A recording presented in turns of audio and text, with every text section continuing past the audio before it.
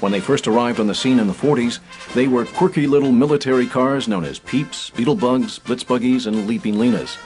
Decades later, these unique machines have endeared themselves to millions and are now some of the hottest-selling vehicles on the road. The Jeep was drafted into service during World War II. The Army put out the word to all automakers that it was looking for a lightweight yet dependable vehicle for the battlefield.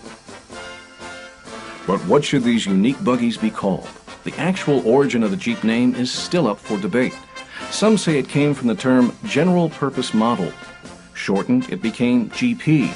Others say it came from the Popeye cartoon character Eugene. He was neither fish nor fowl, but could solve all kinds of problems.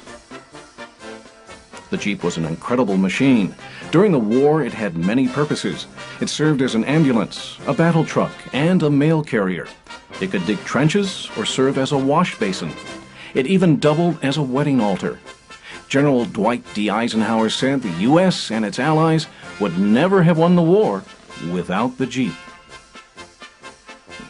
At the end of the war, Willys was the only automaker left producing Jeeps. Many people predicted this old workhorse would be put out to pasture, but not so. Returning soldiers were reluctant to leave behind these wartime sweethearts. Soon used and new Jeeps were proving their worth in civilian life. Willys offered all sorts of modified Army Jeeps. They were station wagons, pickup trucks, and convertibles. The jet-setting group even got a two-door sports car, the Jeepster. By the early 1950s, Willys was a household name, but changes were ahead. Henry J. Kaiser bought the company and renamed it Willys Motor Incorporated. Willys tried out bigger and more powerful engines in the Jeep. People were realizing the usefulness of this mighty machine. The vehicle's popularity grew. The Jeep was sold in 150 countries. With the turn of the 60s, Willys totally redesigned the Jeep. This was the first Jeep built from the ground up without military influence. There were several different Jeep models. Despite the diversity, the Jeep lineup was in trouble. During the 70s, the Toledo assembly plant was outdated and inefficient. In February of 1970, American Motors Corporation bought the Kaiser Jeep Corporation for a total price of $70 million. Under AMC, Jeep blossomed. Daily production nearly tripled. Production was split up. Civilian Jeeps were made in Toledo.